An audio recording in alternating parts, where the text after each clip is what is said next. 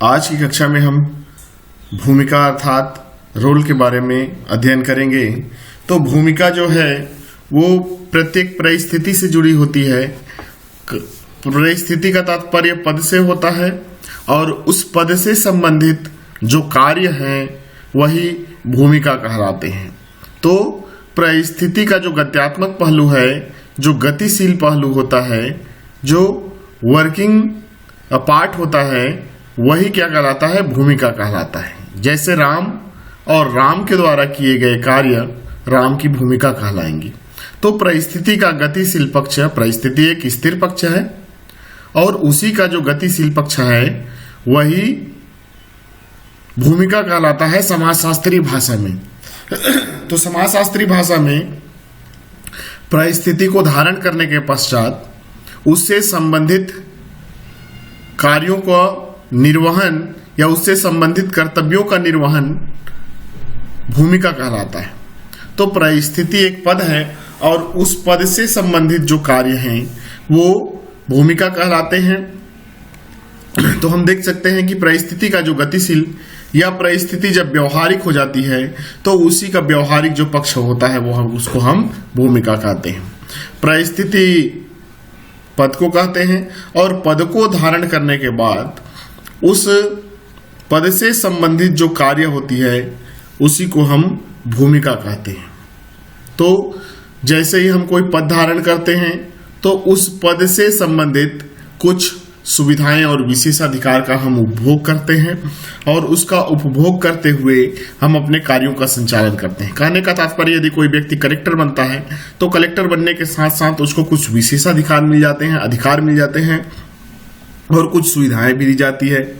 तो उसका उपयोग करते हुए वो व्यक्ति कलेक्टर के जितने भी कार्य होते हैं उन कार्यों का निर्वहन करता है और वही जो कार्य है वो सब क्या कहलाते हैं? समाजशास्त्रीय भाषा में भूमिका कहलाते हैं। कहने का तात्पर्य एग्जाम्पल में हम ले सकते हैं भारत के राष्ट्रपति को। भारत के राष्ट्रपति को बहुत सारे विशेषाधिकार है और बहुत सारी सुविधाएं दी जाती हैं और उन्हीं का उपभोग करते हुए वह अपने कार्यों का संचालन करता है, अर्थात अपनी भूमिका को निभाता है। तो सामान्य बोलचाल की भाषा में हम कह देते हैं कि अमजद खान ने शोले पिक्चर में डाकू का रोल किया था, यानी डाकू की भूमिका निभाई थी। सुशांत सिंह ने MS धोनी, महेंद्र सिंह धोनी पिक्चर में धोनी की भूमिका को निभाई थी।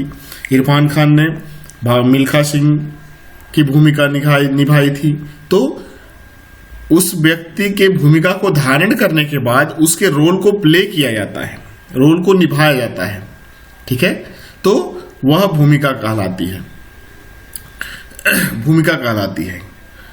इसके अतिरिक्त भूमिका का तात्पर्य परिस्थिति से संबंधित कार्यों के निर्वहन से है। हम बार बार कह रहे हैं कि भूमिका का जो संबंध होता है वो परिस्थिति से संबंधित कार्यों के निर्वहन को कहते हैं। तो इस प्रकार से भूमिका का अर्थ हम मोटे तौर पर किसी परिस्थिति को धारण करने के बाद उससे संबंधित सुविधाएं और विशेषाधिकार का उपभोग करते हुए जो हम कार्यों का निर्वहन करते हैं उसी को हम क्या कहते हैं? समाजशास्त्रीय भाषा में भूमिका कहते हैं।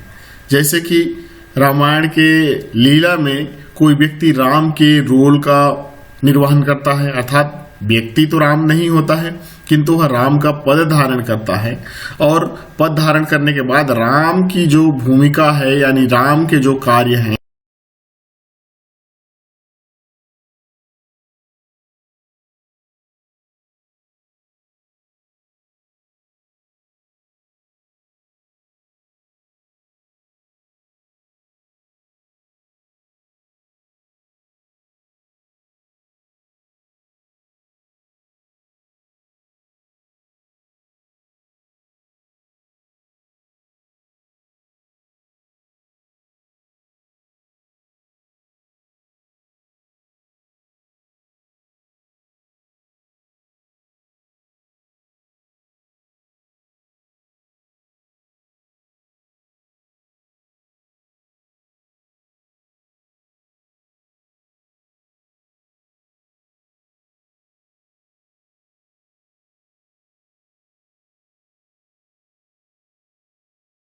हम जानते हैं भूमिका के अर्थ एवं परिभाषा अर्थात मीनिंग एंड डेफिनेशन।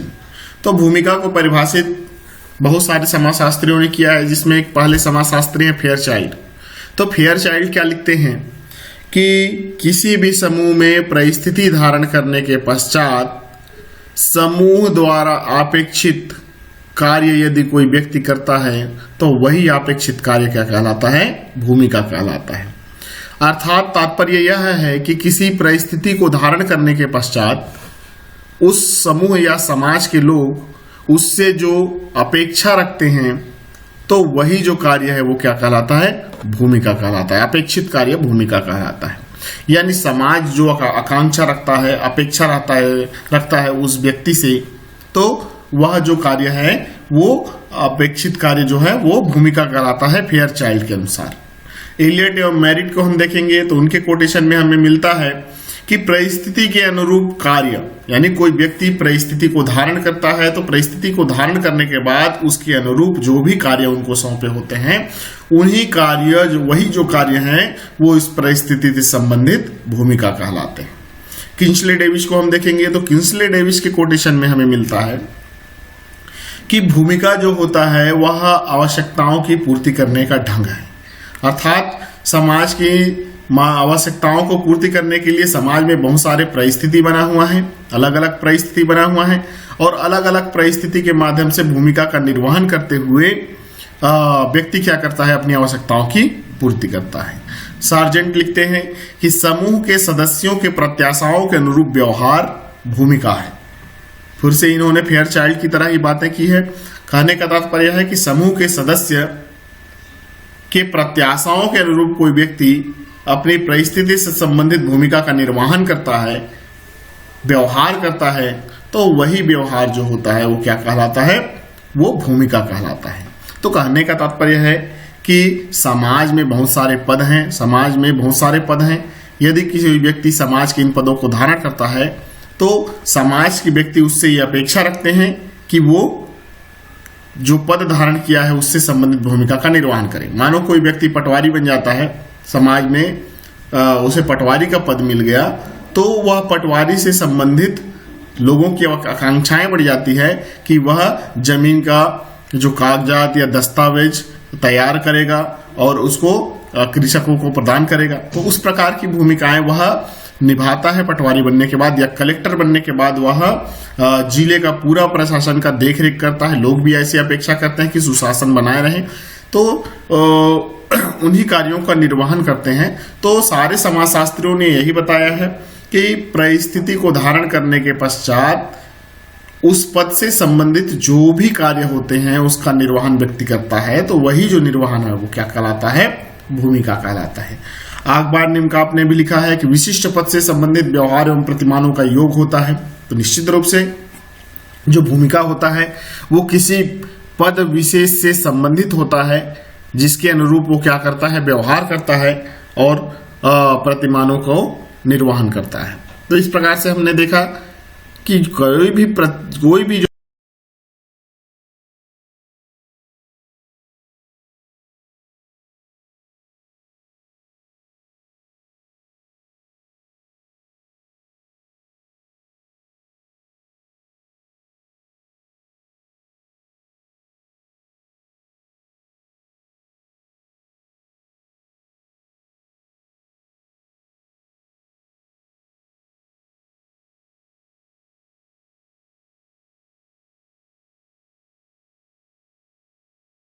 आइए अब हम जानते हैं भूमिका की विशेषताएं या कैरेक्टरिस्टिक्स ऑफ रोल, यानी भूमिका की कौन कौन सी विशेषताएं होती है। तो पहला विशेषता हम यहाँ देखेंगे समाज अपेक्षित व्यवहार। निश्चित रूप से भूमिका के यह विशेषता है कि परिस्थिति को धारण करने के पश्चात समाज की एक अपेक्षित हो जाता है, उस व्यक्ति से अपेक्षा हो जाता है कि ये व्यक्ति ये कार्य करेगा। तो निश्चित रूप से समाज द्वारा जो अपेक्षित व्यवहार होता है उसका निर्वहन परिस्थिति को धारण करने के बाद व्यक्ति करता है। इसीलिए हमने पहली विशेषता पे रखा है समाज अपेक्षित व्यवहार जो होता है वो भूमिका कहलाता है। दूसरा, जो भूमिका है उसका निर्धारण सामाजिक सांस्कृतिक मूल्य मानदंड करेंगे। निश्चित रूप से किसी भी समाज की जो सामाजिक सांस्कृतिक मूल्य मानदंड होते हैं वो उस परिस्थिति से संबंधित पद का निर्वहन करते हैं। कहने का तात्पर्य है कि पिता के जो कार्य हैं वो अलग अलग समाजों में अलग अलग हैं, माता के कार्य जो है वो अलग अलग समाजों में अलग अलग हैं, निश्चित रूप से अलग अलग है। तो अलग अलग होने का कारण ये है कि किसी समाज में सामाजिक सांस्कृतिक मूल्य मानदंड जिन बातों का निर्धारण भूमिका के रूप में करेंगे, उन्हीं भूमिकाओं का निर्वहन व्यक्ति क्या करेगा, निर्धारण करेगा। तो इसीलिए हमने दूसरे नंबर पे रखा है कि निर्धारण यानी भूमिका का निर्धारण सामाजिक सांस्कृतिक मूल्य मानदंड करते हैं किसी भी समाज में। और तीसरी विशेषता है भूमिका परिस्थिति से जुड़ी होती है, निश्चित रूप से जुड़ी होती है। बिना परिस्थिति के भूमिका नहीं होगी और बिना भूमिका के कोई परिस्थिति नहीं होगी। अगली विशेषता है भूमिका एक पक्षीय नहीं होता है। फिर से वही बात हमने कहा है कि भूमिका जो होता है वो द्विपक्षीय होता है, द्विपक्षीय होता है। परिस्थिति के अनुरूप भूमिका का हमें निर्वहन करना पड़ता है, यानी परिस्थिति होगी तो भूमिका वहां होगी। तो एक पक्षीय नहीं होती है, द्विपक्षीय होती है। परिस्थिति होती है, भूमिका होती है। भूमिका जो है वो गतिशील एवं परिवर्तनशील है। निश्चित रूप से परिस्थिति को हमने देखा कि वह एक स्थायी होता है या उसमें बहुत कम परिवर्तन आता है, जबकि भूस के कार्यों में अर्थात भूमिका में बहुत तेजी से परिवर्तन आता है, यानी उसके कार्य निरंतर बदलते रहते हैं। अगला विशेषता है प्रत्येक व्यक्ति द्वारा अलग अलग दक्षता से निभाया जाता है। निश्चित रूप से एक ही परिस्थिति को दो व्यक्ति धारण करते हैं, किंतु दोनों व्यक्ति अलग अलग दक्षता और क्षमता से उसको निभाते हैं। हमने एग्जाम्पल दिया था प्रधानमंत्री का कि भाई प्रधानमंत्री जो थे वो नरेंद्र मोदी जी भी हैं और प्रधानमंत्री मनमोहन सिंह भी जी थे, किंतु दोनों के कार्यों में हमने क्या देखा, अंतर देखा। तो उसका कारण है कि दोनों की दक्षताएं अलग अलग है, इसलिए दोनों के कार्यों में अंतर पाया जाता है। मुख्य भूमिका सहित सामान्य भूमिका भी होती है। मुख्य भूमिका मतलब जिस कार्य के लिए हम वास्तविक रूप से समाज में जाने जाते हैं, वह भूमिका उस व्यक्ति की मुख्य भूमिका कहलाती है। यानी एक व्यक्ति के पास बहुत सारी भूमिकाएं होती है, बहुत सारे पद होते हैं और बहुत सारी भूमिकाएं होती है, किंतु मुख्य भूमिका वह होती है जिसके कारण वह व्यक्ति समाज में जाना जाता है। जैसे कि एपीजे अब्दुल कलाम पिता होंगे, पुत्र होंगे, किसी के दादा रहे होंगे, किसी के भाई रहे होंगे, ठीक है, किंतु हम उसको समाज में एक वैज्ञानिक, श्रेष्ठ वैज्ञानिक के रूप में जानते हैं। तो उनकी मुख्य भूमिका क्या थी, साइंटिस्ट थे। अगली विशेषता है प्रत्येक परिस्थिति की अलग अलग भूमिकाएं होती है। निश्चित रूप से जितना परिस्थिति होगा उन सबकी भूमिकाएं अलग अलग होगी। पटवारी के कार्य अलग है, कलेक्टर के कार्य अलग है, राजस्व निरीक्षक के कार्य अलग हैं, प्रधानमंत्री, मुख्यमंत्री, सबके कार्य अलग अलग हैं। तो जितनी परिस्थिति होती हैं उतनी क्या होती हैं, भूमिकाएं होती हैं। प्रत्येक परिस्थिति की अलग अलग भूमिकाएं होती हैं। अगला विशेषता है भूमिका के साथ सुविधाएं एवं विशेषाधिकार जुड़ा होता है। निश्चित रूप से जुड़ा होता है। कोई भी परिस्थिति जब किसी व्यक्ति को देते हैं तो उसके साथ विशेषाधिकार और सुविधाएं उसको हम उपलब्ध कराते हैं, तभी वो अपने भूमिकाओं का क्या करता है,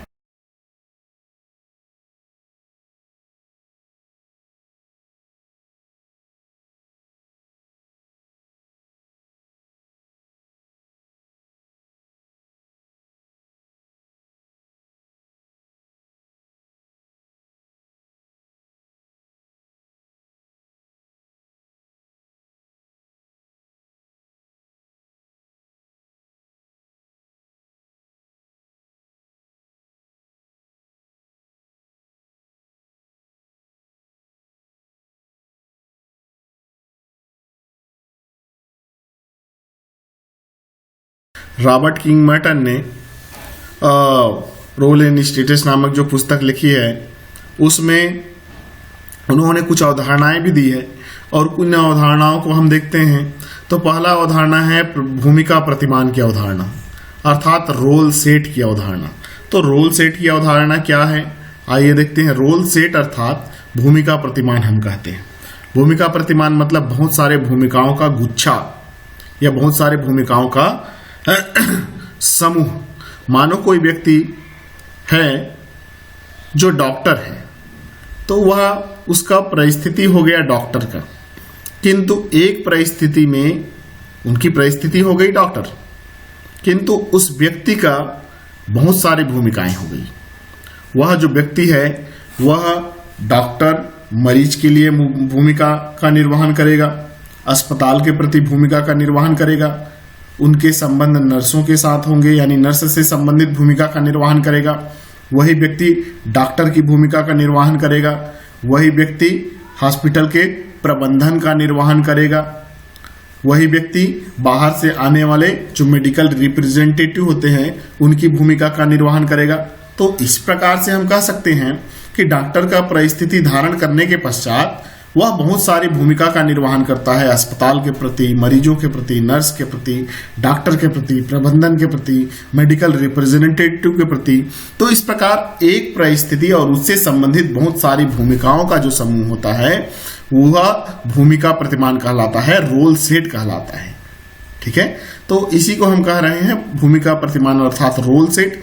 इसमें व्यक्ति एक परिस्थिति को धारण करने के पश्चात अनेक भूमिकाओं का निर्वहन करता है। तो ऐसे भूमिकाओं का जो समूह होता है, गुच्छा होता है, वह भूमिका प्रतिमान कहलाता है। अगली अवधारणा है राल्फ लिंटन की परिस्थिति प्रतिमान, स्टेटस सेट जिसे हम कहते हैं। तो स्टेटस सेट का तात्पर्य है कि व्यक्ति जो होता है, कोई भी व्यक्ति जो होता है, वो एक समय में बहुत सारी परिस्थिति धारण करता है। जैसे मानो कोई व्यक्ति है तो वह किसी का पति है, किसी का भाई है, किसी का पिता है, किसी का पुत्र है, किसी दुकानदार का वह ग्राहक है, वह प्रोफेशन में हो सकता है वकील है, वो किसी का चाचा है, किसी का मामा है। तो एक व्यक्ति एक समय में बहुत सारे परिस्थिति को धारण करता है, बहुत सारे परिस्थितियों का वह वाहक होता है, धारक होता है। तो ऐसे परिस्थितियों के समूह को हम क्या कहते हैं? परिस्थिति प्रतिमान कहते हैं, स्टेटस सेट कहते हैं। यानी व्यक्ति एक समय में बहुत सारी परिस्थितियों को धारण करता है, तो परिस्थितियों का ऐसा समूह, ऐसा गुच्छ परिस्थिति प्रतिमान कहलाता है। अगला उनकी अवधारणा है परिस्थिति श्रृंखला। तो परिस्थिति श्रृंखला अर्थात स्टेटस सीक्वेंस। तो स्टेटस सीक्वेंस में क्या होता है कि मनुष्य अपने जीवन परिवार निरंतर क्रमिक रूप से एक परिस्थिति के बाद दूसरा परिस्थिति स्वतः ही उसको मिल जाता है या धारण करते हुए वो आगे बढ़ जाता है। तो परिस्थितियों की ऐसी जो श्रृंखला है वो परिस्थिति श्रृंखला कहलाता है। उदाहरण के तौर पर मानो कोई व्यक्ति है तो वह जन्म लेता है, जन्म लेने के बाद वह किसी का पुत्र हो जाता है। वह जब विद्यालय जाता है तो वह छात्र कहलाता है। उसका जब विवाह हो जाता है तब वह किसी का पति हो जाता है। विवाह उपरांत जब वह बच्चे का प्रजनन करता है तो वह किसी का पिता हो जाता है। और उसके पुत्र के जब पुत्र उत्पन्न होते हैं तो वह स्वतः ही क्या हो जाता है? दादा बन जाता है। तो इस प्रकार से क्रमिक रूप से वह पुत्र बना, फिर छात्र बना, फिर पति बना, फिर पिता बना, फिर दादा बना। तो इस प्रकार से एक सीक्वेंस बन जाता है जो नीचे से ऊपर की ओर अर्थात जन्म से मृत्यु की ओर आगे बढ़ता है। तो परिस्थितियों की ऐसी जो श्रृंखला है वो परिस्थिति श्रृंखला कहलाता है। परिस्थिति श्रृंखला केवल जीवन में भी नहीं, हर क्षेत्र में होता है। राजनीतिक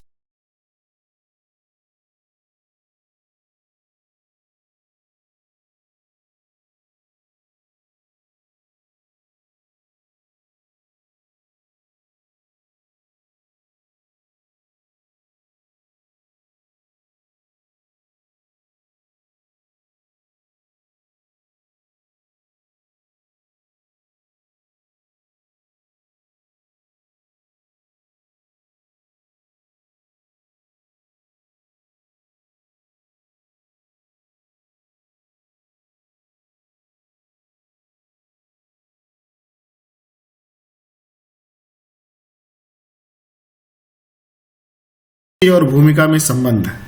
तो परिस्थिति और भूमिका जो है वो एक ही सिक्के के दो पहलू हैं। जिस प्रकार किसी सिक्के में हेड और टेल दो पहलू होते हैं, ठीक उसी प्रकार इसमें परिस्थिति और भूमिका दो पहलू हैं। परिस्थिति को धारण करने के पश्चात भूमिका का निर्वहन करना पड़ता है। परिस्थिति होगी तो भूमिका होगा ही, बिना भूमिका के ना तो परिस्थिति होगा और ना ही बिना परिस्थिति की कोई भूमिका होगी। तो कहने का तात्पर्य है कि परिस्थिति और भूमिका दोनों दो पक्षीय हैं, एक ही सिक्के के दो पहलू हैं। परिस्थिति होगी कि तो भूमिका का निर्वहन करना पड़ेगा और भूमिका है तो परिस्थिति निश्चित रूप से होगा ही। तो परिस्थिति जो है वो दो पक्षीय होता है। इसके अतिरिक्त हम महत्व देखेंगे परिस्थिति एवं भूमिकाओं का।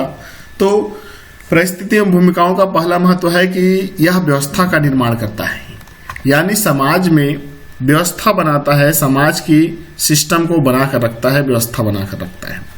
यानी इसके माध्यम से व्यक्ति अपनी आवश्यकताओं की पूर्ति करता है, समाज में संतुलन बना रहता है। व्यक्ति अपने पदों को धारण करने के पश्चात निश्चित कार्य करता है, तो उससे क्या होता है कि समाज में एक कोऑर्डिनेशन यानी समन्वय बना रहता है या व्यवस्था बना रहता है। दूसरा विशेषता है श्रम विभाजन। निश्चित रूप से कोई भी परिस्थिति की निश्चित क्या होते हैं भूमिका होती है, तो उसको धारण करने अर्थात लोगों के काम बढ़ जाते हैं। कलेक्टर का काम अलग है, सीएम का काम अलग है, प्रधानमंत्री का काम अलग है, पिता का काम अलग है, पुत्र का काम अलग है। तो समाज में यह श्रम विभाजन कर देता है, यानी कार्यों को बंटवारा कर देता है, जो समाज में व्यवस्था का निर्माण करके रखा रहता है।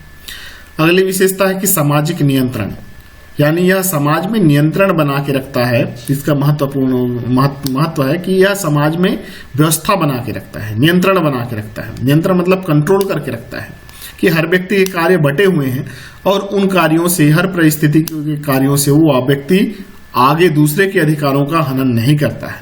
तो इस कारण से कलेक्टर जो है वो पूरी जनता पर शासन करता है, सबको कंट्रोल करके रखता है। तो कलेक्टर का जो भूमिका है वो समाज को कंट्रोल करता है, नियंत्रित करता है, समाजीकरण में योग देता है। निश्चित रूप से कोई भी परिस्थिति है और उससे संबंधित कोई भूमिका है, तो उसके कार्यों का हम निर्वहन करना शुरू करते हैं, यानी उनके कार्यों का निर्वहन करना सीखते हैं। और जब सीखते हैं तो समाज में हमारा समाजीकरण होता है, यानी हम सामाजिक बातों को सीखते हैं।